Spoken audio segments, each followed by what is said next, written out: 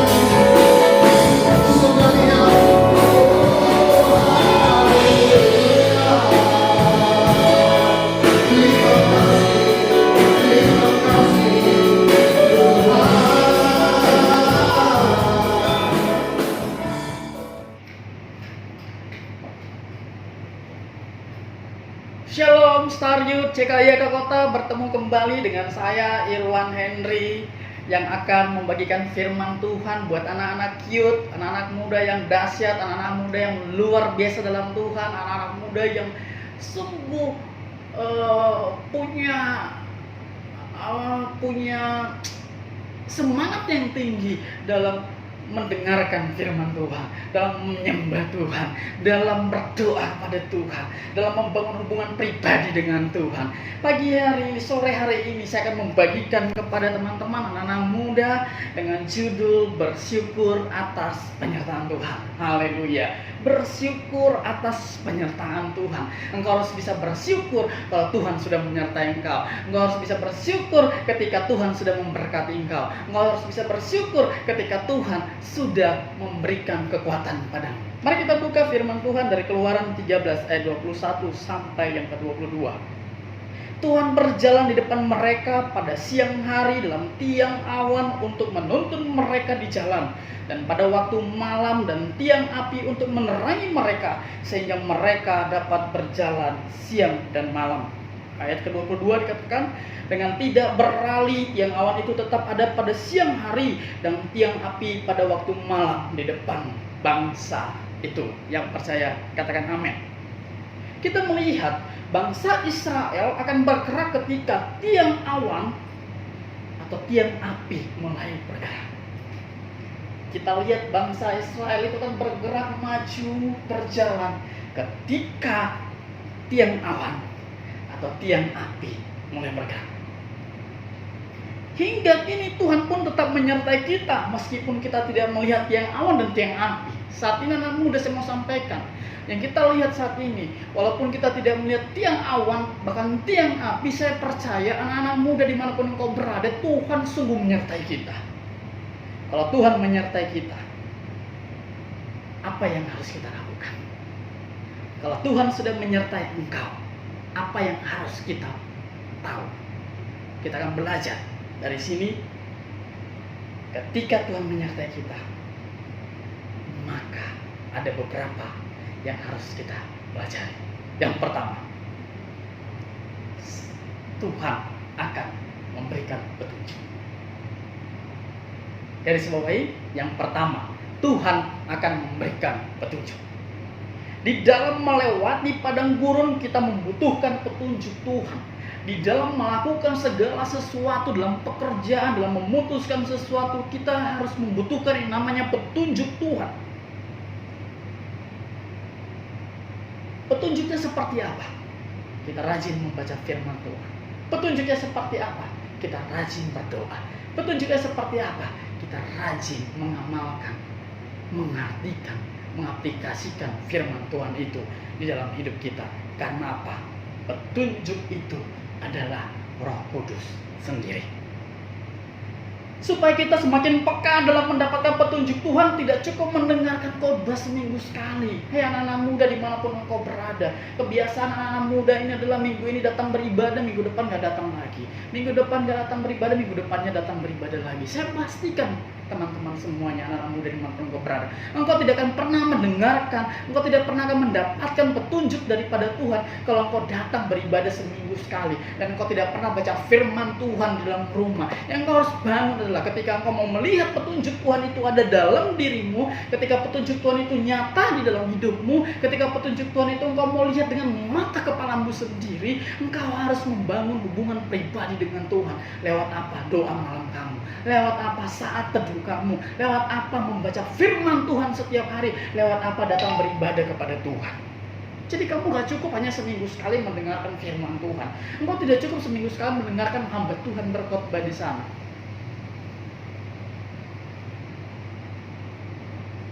Yang kita lakukan adalah, meskipun kita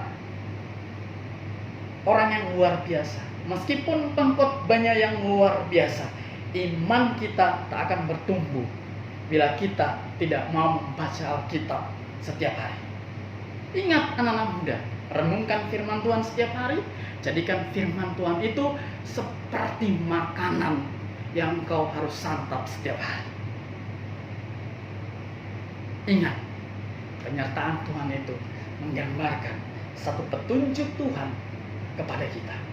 Poin yang kedua, teman-teman dimanapun engkau berada, bagaimana kita melihat Tuhan bisa menyertai kita. Yang kedua adalah perlindungan Tuhan. Kita lihat perlindungan Tuhan kepada kita. Ketika bangsa Israel dikejar Firaun, Tuhan membelah laut Teberau agar mereka selamat, dan tiang awan pun bergerak untuk melindungi mereka. Ketika bangsa Mesir mengejar bangsa Israel keluar dari tanah perbudakan di tanah Mesir, mereka melihat laut yang sangat luas di depan, maka Tuhan membelah laut Teberau itu supaya bangsa Israel bisa lolos dari kejaran, bahkan lolos dari permangsaannya bangsa Mesir. Dan tiang awan dan tiang api menyertai mereka kemanapun mereka berada. Kemanapun mereka pergi, tiang awan dan tiang api sangat melindungi mereka. Kita buka Keluaran 14 ayat 19 sampai yang ke-20. Kemudian bergeraklah malaikat Allah yang tadinya berjalan di depan tentara Israel, lalu berjalan di belakang mereka, dan tiang awan itu bergerak dari depan mereka, lalu berdiri di depan belakang mereka. Ayat 20, demikianlah tiang itu berdiri di antara orang Mesir dan tentara orang Israel, dan oleh karena awan itu menimbulkan kegelapan, maka malam itu lewat sehingga yang satu tidak mendekati yang lain semalaman itu.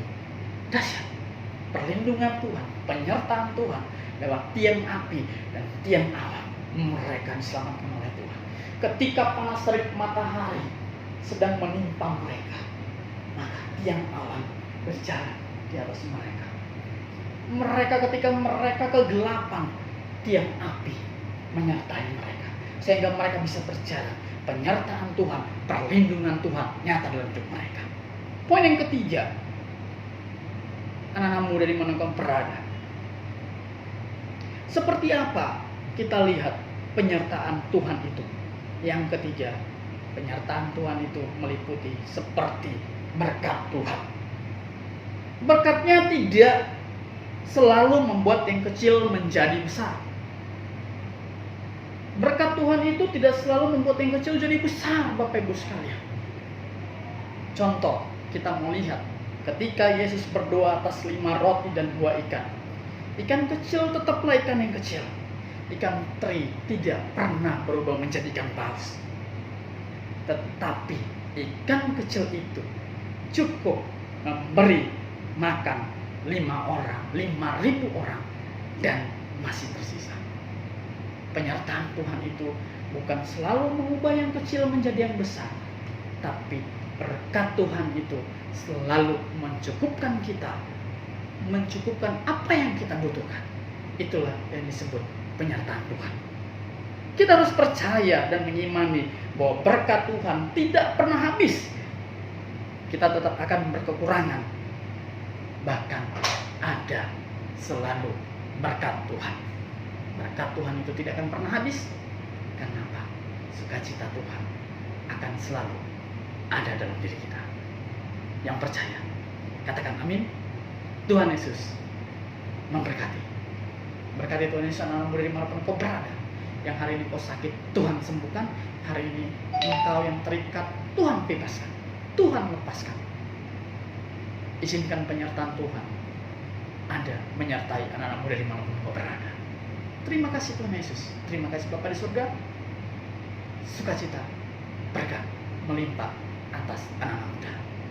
Terima kasih. Tuhan Yesus memberkati. Shalom. Luar biasa.